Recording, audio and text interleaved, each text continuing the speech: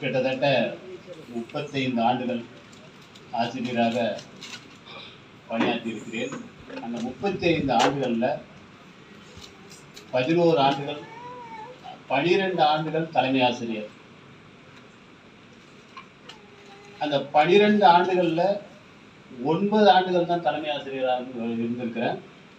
மீதி 3 ஆண்டுகள் டிஏஎஸ், அடுத்தது இந்த டிடி எலிமெண்ட்ரி, இந்த 2 பொறுப்பையும் இருக்கிறேன். அந்த 9 ஆண்டுகள் தலைமை ஆசிரியராக இருந்தது.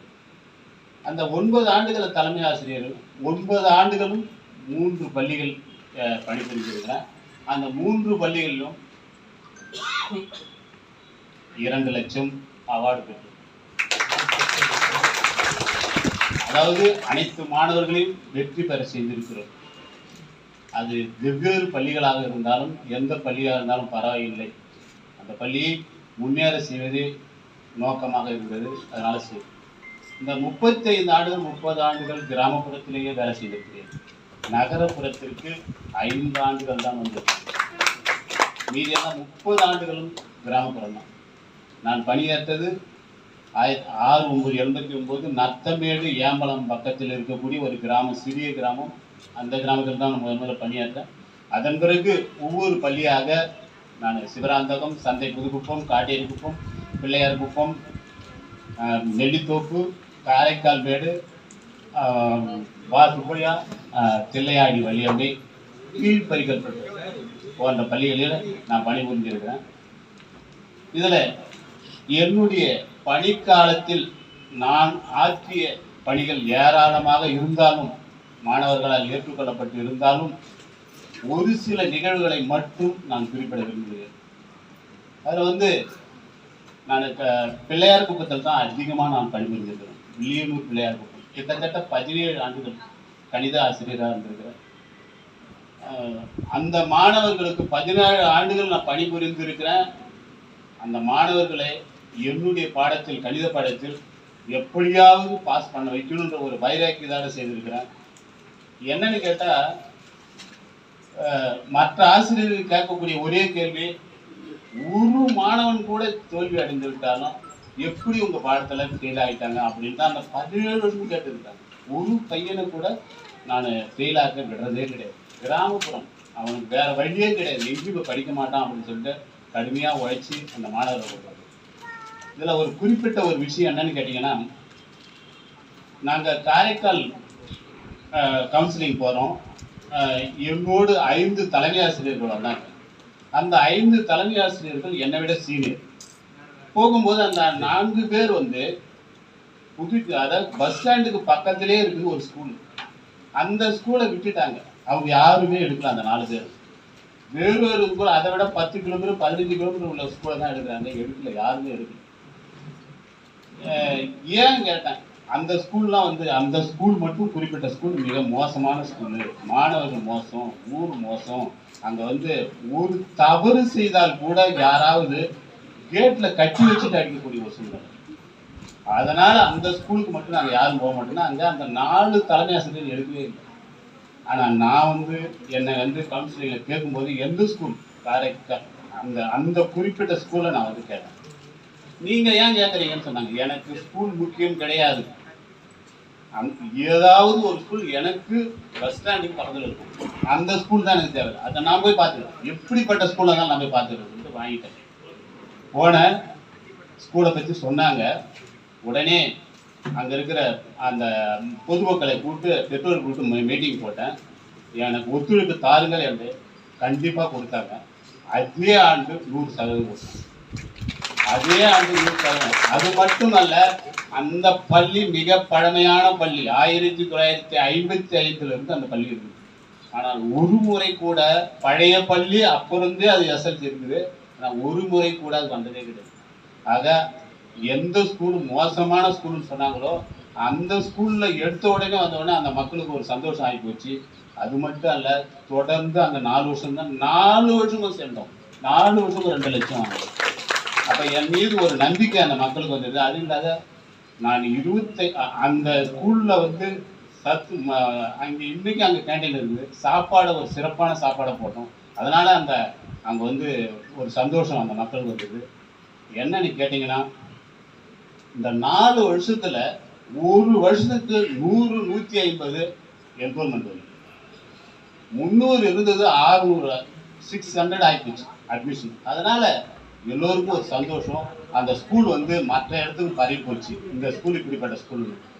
என்னன்னு கேட்டா, நீங்க சென்ற வாரம் பேப்பர்ல படிச்சிருப்பீங்க, காரைக்காலில் ஒரு மாணவி சிறந்த மாணவியாக ஒரு பள்ளியிலிருந்து தேர்ந்தெடுத்து, எந்த பள்ளி மோசமான பள்ளின்னு யாருமே டிரான்ஸ்ஃபர் கேட்கலையோ, பதிலும் கேட்க மாட்டாங்க, ஸ்கூல்ல வந்து சேர்க்கலையோ, அப்படிப்பட்ட பள்ளியிலிருந்து ஒரு மாணவியை தேர்ந்தெடு வித்யாஸ்ரீ என்னிடம் படித்த மாணவி.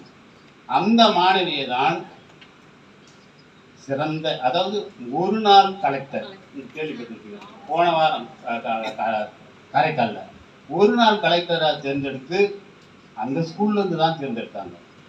அந்த மாணவியை தான் அங்கே சிறப்பு செய்தாங்க. ஏன் என்று கேட்டு, அந்த ஸ்கூல் மாணவி அந்த ஸ்கூல் சிறப்பான ஸ்கூல்னு அங்கிருந்து எடுத்தோம் அப்படின்னு சொன்னாங்க.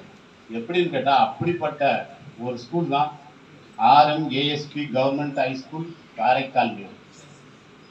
இன்றைக்கு அது ஒரு சீரும் சிறப்புமா அந்த பள்ளி விளங்குது. அது எனக்கு ஒரு பெரிய சந்தோஷம். அதே போல கீழ்பரிக்கல்பட்டுன்னு ஒரு ஸ்கூல், நான் கிரேட் 2 HM போனேன்.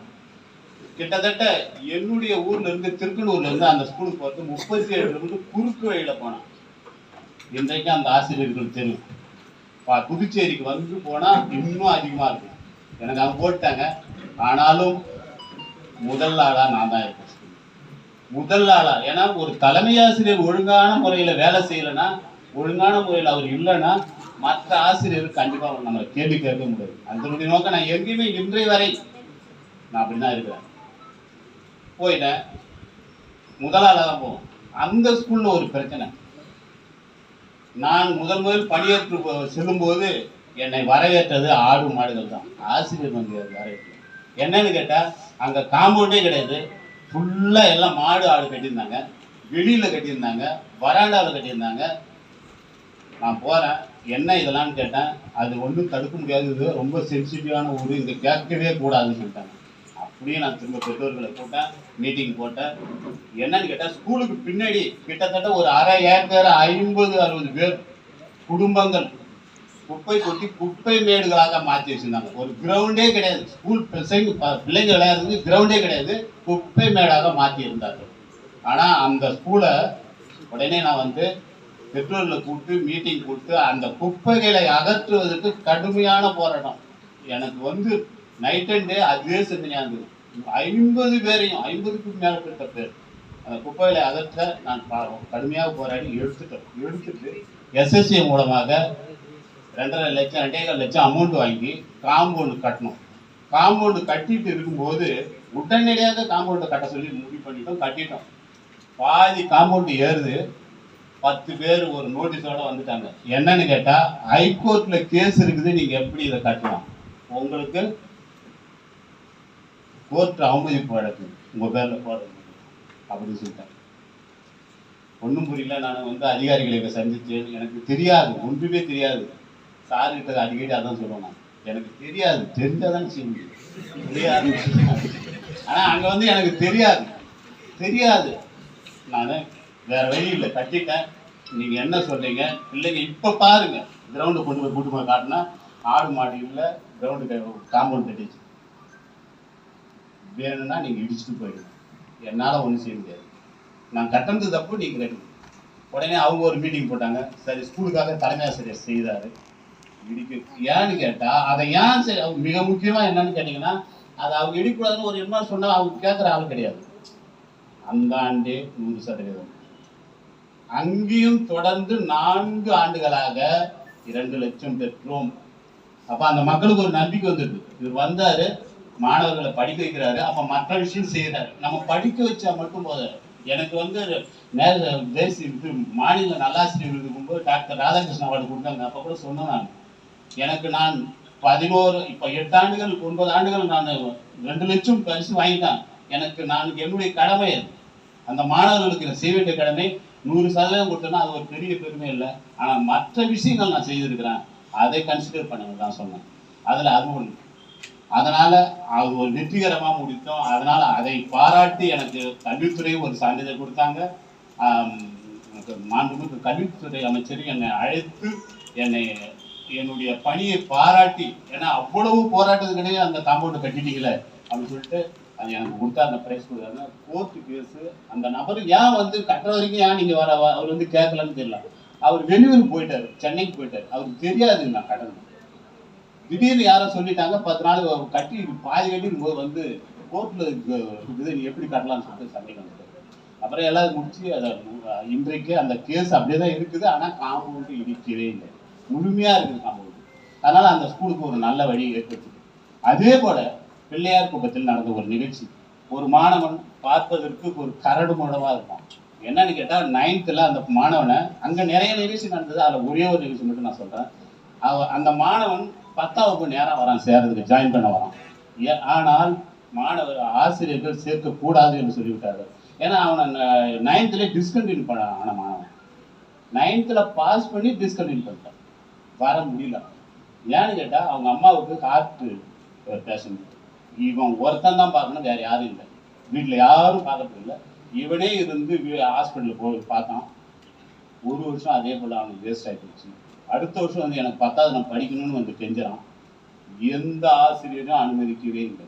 அவனை சேர்த்தால் அவன் பார்க்கறதுக்கு குழந்த பையன், இவனை சேர்த்தா ஸ்கூல் வேஸ்ட் ஆகிடும், மற்ற பையனை கெடுத்துருவான், படிக்க மாட்டான், இவனை சேர்க்கக்கூடாதுன்னு சொல்கிறாங்க. தலைமை ஆசிரியரும் அதே போல் சொல்லிட்டார். ஆனால் நான் கணித ஆசிரியர், தலைமை ஆசிரியர் சொன்னேன், நான் வகுப்பாசிரியர் தான், நான் பொறுப்பேற்றுக் கொள்கிறேன். ஏன்னா எனக்கு அந்த அவங்க அண்ணன் என்கிட்ட படித்தான், அந்த குடும்பத்தை எனக்கு தெரியும், இவனை எனக்கு தெரியும், நான் பார்த்துக்கொள்கிறேன் அப்படின்னு சொன்னால் வாக்குறுதி கொடுத்தேன். சரி நீங்கள் சொல்லிட்டீங்க பார்த்துக்குன்னு சொல்லிட்டாங்க. அந்த பையனை வகுப்பு தலைவராக மாறிட்டான். எனக்கு என்கிட்ட இருக்கிற ஒரு மைனஸ் என்னன்னு கேட்டிங்கன்னா, எந்த வகுப்பு சென்றாலும் ஒன்று கேர்ள்ஸு வகுப்பு தலைவராக இருப்பாங்க, இல்லைன்னா மாற்றுத்திறனாளி. ஏதாவது ஒரு மாற்றுத்திறனாளினா அவன் தான் கிளாஸ். யாரு தன்னுடைய மனசுல ஏதாவது ஒரு குறையில் இருக்குதுன்னு நினைக்கிறானோ அவனை தலைவர் வச்சிருவோம். வலிமை உள்ளவர்களே வச்சிருந்தா சரி வராது இல்லை, அதனால அப்படி மாற்றிடுவான். அதனால அந்த பையனே மாத்தினேன். அந்த பையன் தேடுறாக்கே படிச்சு, அது மட்டுமல்ல இன்றைக்கும் நான் உண்மையை சொல்றேன், அந்த மாணவன் கடைசி வரைக்கும் எந்த தப்பும் பண்ணல, எல்லாம் நல்லா சிறப்பா படிச்சான். என்னன்னு கேட்டா அவனுக்கு தான் பொதுப்பணித்துறையில ஒரு நல்ல உத்தியோகம் கிடைச்சது. நம்முடைய புதுச்சேரி சிறப்பா பணியாற்றான், காரோட வசதியோட வாழறோம். எங்கேயும் இல்லை, நீங்க போகும்போதே பார்க்கலாம். திருக்கனூருக்கு கூலிமடக்கு, பிள்ளையாருக்கு கூலிமடக்கு ஒரு பகுதியில் ஒரு வீடு இன்றைக்கும் ஒரு கார் நிற்கும். அந்த ஒரு மாணவனுடைய வாழ்க்கையை அன்று முடியாது என்று நான் சொல்லியிருந்தால் அவனுடைய வாழ்க்கை என்ன ஆயிருக்கு. இன்றைக்கு நான் அந்த ஒரு பெருமையை, இந்த மாணவனை நம்ம வாழ வச்சுட்டோம் அப்படின்னு சொல்லிட்டு எனக்கு அது ஒரு பெருமையா இருக்கும். அதனால வந்து எந்த ஒரு இவ்வளவு இது போல நிறைய நிகழ்ச்சி என்னுடைய லைஃப்ல நடந்திருக்குது பள்ளி வாழ்க்கையில். ஆனால் பள்ளி வாழ்க்கையில நடந்தது. ஆனால் ஸ்கூலு முடிஞ்சு நான் ஒர்க்கில் இது போல இருந்தும் என்னுடைய பள்ளி வாழ்க்கை மிக கேவலமாக இருந்தது. அதைத்தான் உங்களோடு பகிர்ந்து கொள்ள விரும்புகிறேன். ஏனென்றால் எனக்கு ஒரு வாய்ப்பு கிடைத்திருந்தால், ஒரு சிறந்த கல்வி கிடைத்திருந்தால் கண்டிப்பாக நான் ஒரு சிறந்த, இன்னும் கொஞ்சம் இப்போ ஏதோ செய்கிறேன்னு சொல்றாங்க, ஆனால் இதை விட இன்னும் சிறப்பாக செஞ்சிருப்பேன். ஏன்னா எனக்கு கல்வி மறுக்கப்பட்டது, எனக்கு சரியான முறையில் கல்வி அமையலை. ஆரம்ப கல்வி, பள்ளி கல்வி மிக மிக மோசமாக போச்சு. ஏன்னு கேட்டால் 6வதுலேருந்து 8வது வரைக்கும் படிக்கும் போதும் எனக்கு சரியா இல்லை. சுற்றி கேணி காட்டேரிப்பு வழுதாவது என்னுடைய படிப்பு அங்கேயே தான் முடிஞ்சு போச்சு. காட்டேரிப்புத்தில் படிக்கும்போது கணித ஆசிரியரே இல்லை 10வதுல. அப்படி இல்லாத ஒரு சூழ்நிலை. நான் முயற்சி பண்ணி நானாவே முயற்சி பண்ணி படித்தோம். படிக்கும்போது 66 மாணவர்களில் 11 பேர் தான் பாஸ் பண்ணோம். ஆனால் அந்த 11 பேரில் நான் ஒரு ஆள், அதுலேயும் சிறந்த மதிப்பெண் எடுத்தேன். 89 மார்க் கணக்கில் எடுத்தேன். நானாகவே ட்ரை பண்ணி, கணித ஆசிரியர் இல்லை, சொல்லியே தரல. ஆனால் எனக்கு டீச்சர், எனக்கு அப்போ வந்து ராஜேந்திரன் என்ற ஒரு ஆசிரியர், இன்றையும் அவரை நினைவு கூறுகிறேன். அவர் தான் என்னை வந்து என்னுடைய படிப்புக்கு இந்த காரணமாக இருந்தவர். அவர் தான் என்னை வந்து நீ டீச்சர் ட்ரைனிங் உன்னுடைய குடும்பத்துக்கு படிக்க முடியாதுன்னு சொல்லி படிக்க சொன்னார். ஆனால் நானும் படிக்கலை. ஏன்னா என்னுடைய குடும்பம் மிக மிக ஏழ்மையான குடும்பம். கஷ்டப்பட்டு என்னுடைய பெற்றோர் என்னை படிக்க வச்சாங்க. அப்படி இருக்கிற சூழ்நிலை படிப்பும் கிடையாது, வசதியும் கிடையாது. அதே நேரத்தில் அரசு பள்ளியில் 5ஆவது வரைக்கும் தான் அப்பெல்லாம் சாப்பாடு போடுங்க, அதுக்கு பிறகு சாப்பாடே கிடையாது. 12th வரைக்கும் சாப்பாடு கிடையாது. அதனால மதிய உணவு பெரும்பகுதி நாங்கள் கஷ்டப்பட்டு இல்லாத கூட பெரும்பாலான நேரங்களில் இல்லாதவே படித்தேன். அதனால அடுத்தது நான் வேலைக்கு வந்த பிறகுதான் எங்க வீட்டிலேயே மின்விளக்கு மின்சாரம் எனக்கு கொடுத்தோம். அதற்கு முன்பு தெரு விளக்குல தான் நான் படித்தேன். அடுத்தது மண்ணெண்ணெய் விளக்கு, இது 2ல தான் படித்தேன். ஆக எனக்கு படிக்கிறதுக்கு அடிப்படையில் எந்த ஒரு சூழ்நிலையும் கிடையாது. இருந்தாலும் வைராக்கியத்தோட படித்தேன். அது மட்டும் அல்ல, +2 எனக்கு வந்து சரியான முறையில் கல்வி அமையல. ஆனால் இருந்தாலும் படிச்சுட்டேன், நல்ல மதிப்பெண் எடுத்தேன். டீச்சர் ட்ரெயின் கிடைக்கும் நாங்கள் போடலை. ஏன்னா என்னால் போய் படிக்கிறதுக்கு முடியல. வெளியில் போய் படிக்கிறதுக்கு எனக்கு அந்த வசதி இல்லை, படிக்கல. அதன் பிறகு நான் அண்ணாமலை யூனிவர்சிட்டியில் போய் படித்தேன். அங்கேயும் படித்தும் தங்கிறதுக்கு வசதி இல்லை. என்ஜினியரிங் காலேஜ் வராண்டாவில் படிச்சிருந்தேன். எப்படியோ கஷ்டப்பட்டேன். மதிய உணவு பெரும்போதும் இருக்காது. அதனால தான் எல்லாமே எல்லாம் எனக்கு நான் பெருசாக ஆனால் எப்படி ஆகுது, அன்றைக்கு உணவு எனக்கு சரியான உணவு கிடைக்கல. இருந்தாலும் வைராக்கியத்தோட எப்படியாவது படித்து, ஏன்னா எங்கள் அப்பா அம்மா கஷ்டப்பட்டு என்னை படிக்க வச்சாங்க. எங்கள் அம்மா வந்து படிப்பறிவே இல்லாத 2 பேரும் கை நாட்டுவோம். படிப்பறிவே இல்லாதவங்க. எங்கள் அம்மா வந்து படிப்பறிவே இல்லைனாலும் ஹரிச்சந்திர புராணம், மகாபாரதம், ராமாயணம் அத்துப்படி எனக்கு அதை சொல்லியே கர்ணன் அர்ஜுனன் இந்த கதைகளை சொல்லியே என்னை பக்குவப்படுத்தினார்கள். எந்த தப்பும் பண்ணக்கூடாது, வறுமையில வாடினாலும் எந்த தப்பும் பண்ணக்கூடாது, உண்மையாயிருன்னு சொல்லி வளர்த்தாங்க. அதனுடைய தாக்கம் என்னால எங்க போய் சொல்ல முடியல, பேச முடியல. என் வறுமையில வாடினா கூட இப்படிதான் வாழணும்னு நான் வாழ்ந்தேன். அது மட்டும் இல்ல, நான் பட்ட கஷ்டம் மாணவர்கள் படக்கூடாது என்பதற்காக நான் எந்த ஸ்கூலுக்கு சென்றாலும் அந்த மாணவர்களை என்னுடைய பாடத்தில் ஃபெயில் ஆக்க. ஏன்னா நான் கணக்குல கஷ்டப்பட்டேன். அந்த கிராமப்புறத்தில் யாரும் சொல்லிக் கொடுக்க வாய்ப்பே கிடையாது. அப்ப நம்ம பட்ட கஷ்டம் எந்த மாணவரும் கஷ்டப்படக்கூடாது. நீ எந்த பாடத்திலேயாவது ஃபெயில் ஆகும், என் பாடத்தில் ஃபெயில் ஆகக்கூடாது அப்படின்னு கஷ்டப்பட்டு நான் அந்த மாணவர்கள் சொல்லி அது செய்தேன். ஏன்னா எனக்கு அந்த அருமை, அது எனக்கு அதை நான் அனுபவிச்சேன். அவனுக்கு அந்த வசதி கிடையாது. அதனால அதே போல நான் படிக்கும்போது உண்மையதான் சொல்ல, நான் பொய்கி சொல்ல, படிக்கிற வரைக்கும் நான் புது புத்தகத்தை படிச்சதே கிடையாது. புக் பேங்க்ல கொடுப்பாங்க, எப்படியோ ஒரு 4 பாடம் இல்லாம தான் கொடுப்பாங்க. அந்த அட்டை கூட எனக்கு எப்படி இருக்குன்னு தெரியாது, சுத்தமா தெரியாது. ஒவ்வொரு பாடம் 6வது 7வது 8வது எந்த கிளாஸ்லயுமே நான் புது புக்கு படிச்சதே கிடையாது. அவ்வளவு கஷ்டப்பட்டு படித்தேன். அவ்வளவு புக்கும் கிடையாது, படிக்கிற சூழ்நிலையும் கிடையாது. எல்லாத்தையும் கட்டி போட்டு படிக்க சொன்னா எப்படி படிக்கிறது? அதனாலதான் மேடத்துக்கு நான் என்னுடைய கோரிக்கையா வந்து இந்த நேரத்துல ஒரு சொல்றது கேட்டுக்கொள்ள, அவங்களை வேண்டிக்கிறது என்னன்னு கேட்டாங்கன்னா, கிராமப்புறங்களில் இருக்கக்கூடிய பள்ளிகளுக்கு முக்கியத்துவம் கொடுங்க. ஏன்னா அந்த மாணவர்கள் பாதிக்கப்பட்டாங்கன்னா, படிக்கலைன்னா, கேர்ள்ஸ் மிக முக்கியமாக பெண் பிள்ளைகள் படிக்காம ஃபெயில் ஆயிட்டாங்கன்னா அவங்களுடைய வாழ்க்கையில் அவங்க கண்டிப்பா மறுபடியும் அவங்களுக்கு அதோட நிறுத்திட்டாங்க. அதனாலதான், ஏன்னா நான் பாதிக்கப்பட்டேன், என்னை போல எத்தனையோ மாணவர்கள் பாதிக்கப்பட்டாங்க. அதனால இன்னொன்னு, அதனாலதான் நான் என்ன பண்ணேன்னு கேட்டீங்கன்னா, இங்க நான் வந்த உடனே எனக்கு ஒரு அரிய வாய்ப்பு. இப்போ ஒரு ஆண்டு 4 மாதம் கிடைத்தது. அந்த ஓராண்டு 4 மாதத்தில் மதிப்புக்குரிய இயக்குனர் அவர்களுடைய வழிகாட்டுதலோடு, அவங்களுடைய ஆணைப்படி என்னென்ன செய்யணுமோ என்னால் முடிந்தது தான் நான் செய்யறேன். சார்கிட்ட கூட சொல்லுவேன், நான் டிடியில கொஞ்சம் அடிக்கடி என்னால் முடிந்தது தான் நான் செய்யறேன். என்னன்னு கேட்டீங்கன்னா, புக்கை நான் படிக்கல, ஆனா அந்த மாணவர்களுக்கு வேலையிட கிடைக்கணும். உணவு நான் சரியா சாப்பிடல, எந்த 25 ஆண்டுகளுக்கு கேண்டீன் இன்சார்ஜ் பார்த்துருக்கிறேன். எங்க போனாலும் எனக்கு என்னன்னு, அது இறை நம்பிக்கை எனக்கு கொஞ்சம் குறைஞ்சாலும், ஆனா அவங்க என்கிட்ட தான் அந்த கேண்டீனை படிச்சாங்க. 25 ஆண்டுகளும் நான் கேண்டீனை பார்த்துருக்கிறேன். அந்த 25 ஆண்டுகளும் சாப்பாடு மாணவர்கள் போட்டு நான் சாப்பிட வச்சு ஒவ்வொரு நாளைக்கும் அந்த மாணவர்களோட குறைய கேட்பேன். என்ன குறையுது என்ன சொல்லுங்க. அவங்க சாப்பிட்டு முடிச்ச பிறகு நான் சாப்பிடுவேன். அது ஒரு திருப்தி எனக்கு. ஏன்னா எனக்கு சாப்பாடே கிடைக்கல, நான் படிக்கும்போது பட்டினியா படித்தேன். இந்த மாணவர்கள் அப்படி இருக்கக்கூடாதுன்றதுக்காக அவங்களுக்கு திருப்தியா சாப்பிடணும்னு நினைப்பேன். படிப்பும் அதே போல, அந்த புக்கு அவங்களுக்கு வேலையாட சேரணும், யூனிஃபார்முக்கு வேலையாட கொடுக்கணும், எல்லாத்துலேயும் கொடுக்கணும்னு அவங்க கட்டளை இட்டாங்க.